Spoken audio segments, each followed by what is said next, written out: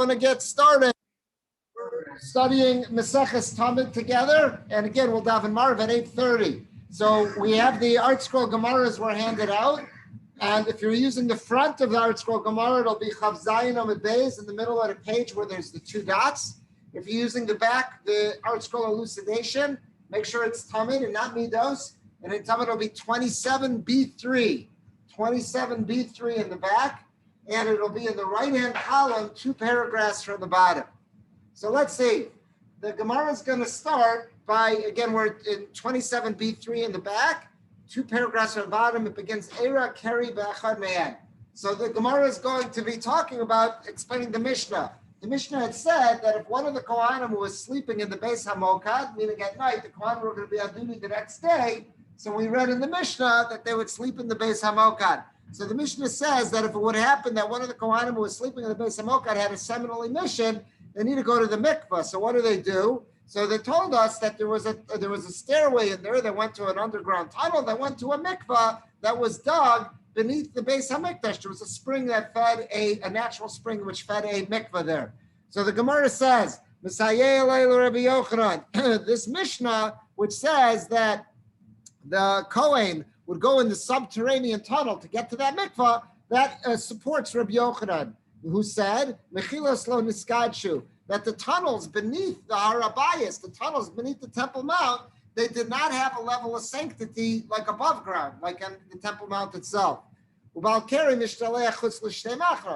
Balkari, someone who had this unusual seminal emission, so he would have to go at the time of the Mishkan outside the two camps, meaning not just he couldn't go into the Mishkan, he also couldn't go into the Machne Leviah, which was around it. So how would that correspond to the Temple Mount? Not only wouldn't he be allowed to be in the Azara, in the courtyard of the Beis Hamikdash, he couldn't be on the Temple Mount itself. So by the fact that he was able to go with these tunnels to the subterranean mikvah, this proves that those tunnels did not have Kedusha to them. Mishnah continues and it says, Vaneros dolken mikan mikan. The Mishnah told us that in those tunnels, there were lanterns or there were lamps that were burning on the walls in that tunnel to illuminate it because it was totally subterranean. There wouldn't be any light in there. Now, what did it tell us? That there also was a latrine that he would get to. It was a Beis Hakisei shel Kavod. Is that this tunnel would lead him to a Beis Hakisei of... Mishnah said, what was so honorable about that Beis Hakisei? It was created in such a way to make it that someone else did not... If one party was using that latrine, the outhouse, the bathroom, the other party didn't have to go in. He could tell by the door was closed and there was some kind of, like on the airplane we said, that you turn the thing, it says vacant or occupied. There was some kind of device that would let someone know so no one would walk in on him and surprise him when he was in the bathroom. So the Mishnah says, Rav Safra, an incident happened that Rav Safra was once in a public bathroom. Also Rabbi Abba, and Rabbi Abba came, he had to use the bathroom, the restroom as well. So he wanted to know, is anyone in there? So rather to be rude and start knocking, he went ahead and nacharlei. He made some kind of cough or he made some kind of noise with his mouth. He snorted something just to see, is there anyone inside? And they'll respond. So Amar Rav Safra, who was inside the bathroom, I guess he was using the toilet, he says, Leomar, come on in. So Basar Dinafek, so Rav Abba didn't feel comfortable going in if Rav Safra was taking care of business in there. So after Rav Safra comes out, so Basar Dinafek, Amar Rav Abba, Rav Abba says to him, Ad kan lo salikta l'seir, goes, you haven't even gone to Seir. Seir was a euphemism for Rome, Edom, the descendants of Esav, Har Seir. You haven't even gone to Edom, to Rome. And it says, Gamret Mili to Seir, but you're acting like a Roman. Apparently, the commentaries say that the Romans, they had no qualm about this. Like I was describing that Boy Scout camp, how they had all the toilets in the same room and there was no privacy in between. Apparently, this was very common for the Romans, that they would just do their business. There was no concept of keeping that private. So that's what he's kind of saying to Rav Abba, saying to Rav Safra, I'm kind of surprised about you. You've got the bathroom behavior of a Roman. So it says, Matzun lav hachitanan, didn't we learn in this Mishnah, Matzun nal, that if when he got to the Beis Hakisei shel Kavod, if one Kohen got there and he saw that the door was shut, and we said it was in such a way that would signify someone was in there, it would let him know that there already was someone using the toilet. which would imply that it wouldn't have been proper if someone's in the bathroom doing their business to let another person in. So what's going on? Why are you acting like a Roman? That's what Rav Abba is saying to Rav Safra. No, he said that Rav Safra's response was enter. He says, Leomar. He says, enter, come on in. So he's saying, yeah, it's acting like a Roman. So now the Gemara wants to explain why did Rav Safra do that. So it's Melamed Chus. It's justifying Rav Safra's behavior. It says Rav Safra Savar Dilma Masukanu. He thought maybe if I tell this guy to wait outside and hold it in, he's going to be in sakana. Holding it in when someone really has to go, maybe it's an emergency. Maybe this could be damaging for this fellow's health. The Tanya, because we learned in a brayso of Shimon ben Gamliel Omer, Amura Chozer, maybe it's Adam Lidei Hidrakon. If someone holds it in, they really need to go. In the Lashon Naki, they always says Gedolim. If someone has to go number two, they would say if someone really has to go and they're really holding it in, so the Mishnah says that could lead to hidrokan. They translate that in our article as dropsy. I had to Google what is dropsy, and they say it was a real inflammation of the soft tissues. So again, apparently they were saying that it wouldn't be good for someone's health to really hold it in if they really have to go number two.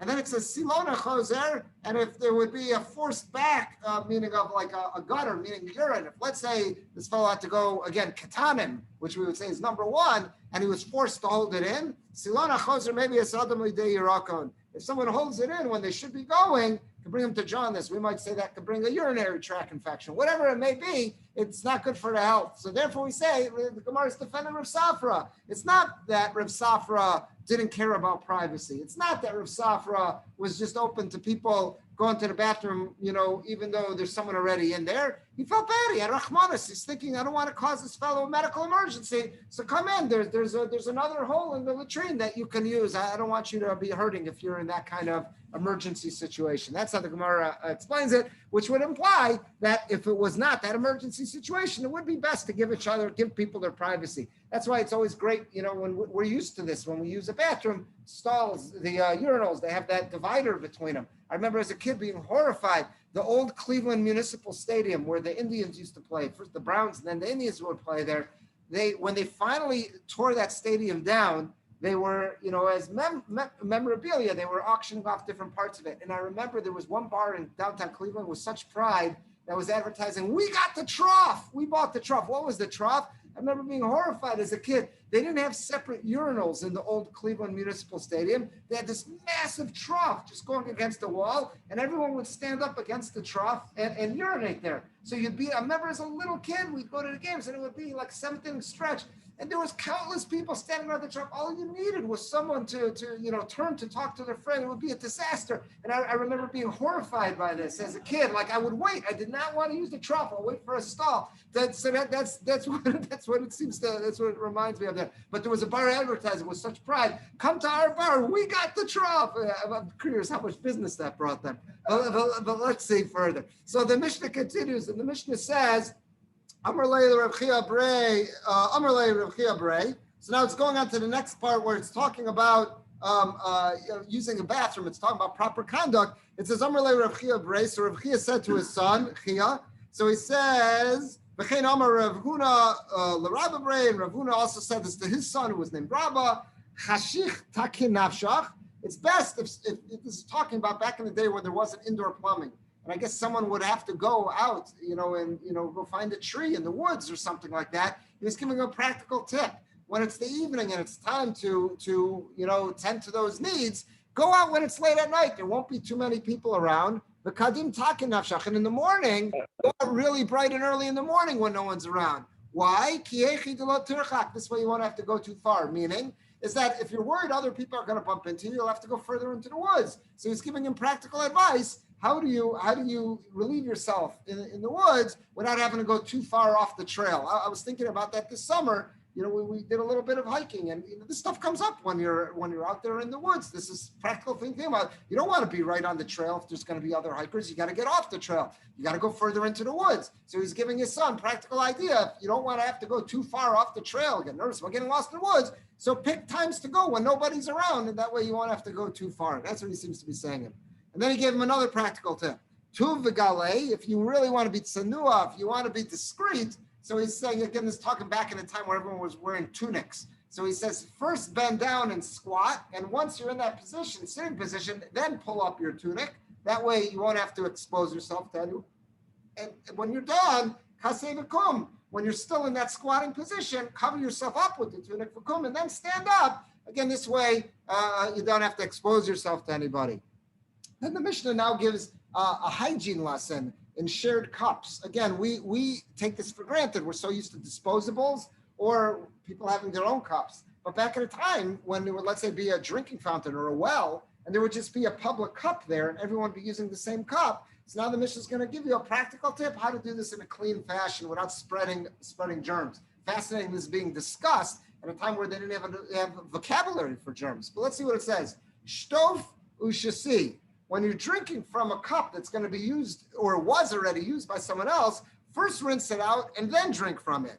And then shtof achas, when you're done drinking from it, wash it out again to have some courtesy for the next person. And if you're going to drink water from a cup, and then you want to give that cup to your talmid, to your student, to drink from it, shvoch mehen, so take some of the water that remains in it and pour it out over the part where you put your mouth to wash off your germs. And only then give it to your student. Why? Because we learned about a tragic incident in a brisa. It says, a Rabbi should not drink from a cup and then give that same cup to the student, say, now you have some, unless he was hygienic and poured some water out to wash off the rim where he had put his mouth. Because an incident happened with a teacher who did not do this for the student. So what happened? The Rabbi, the teacher, drank from this cup and he did not pour water over the rim to wash off the part. Then he gave it right to his student. And that student was very squeamish. He was a real a germaphobe. So the student now doesn't want to drink from the cup, but at the same time, he doesn't want to offend the Rebbe by pouring it out, because then it's going to look like, I don't think you're clean. So what did the student do? He just didn't drink. And what happened? Tragedy struck. The student didn't want to drink, and it was a really hot day. He was dehydrated. And tragically, he ended up dying.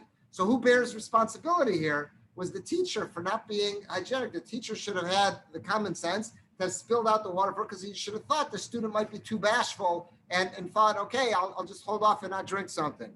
So it says, Bosa Sha'amru, after this tragedy occurred, at this point, it was a common expression. People would say, Lo yishta'ad mayim v'tel tamido. No one should ever drink water from a cup and then give that same cup with the remaining water or the cup alone to its student, unless the teacher spills from it first, because the student might be too bashful to do that, thinking he's going to embarrass his teacher, and they could put the student at risk. So to make sure that doesn't happen, the teacher should do it. The Gemara just now adds, and we'll finish up with this last two lines here. Therefore, let's set the record straight. If any student ever finds themselves in that situation, that their teacher gives them a cup, and the teacher did not spill out from it, so it says what happened? Less pay mishum afkirusa. Now the student wants to spill out in front of the Rabbi. Don't be embarrassed to do that. We're perfectly entitled to be hygienic and stay healthy. We don't have to worry about we might be offending that teacher. And then the Gemara ends by one last idea. And it says also, again, this is something I don't fully understand. You can see the commentary struggle with this as well. This may be based on their understanding of the human body at that time.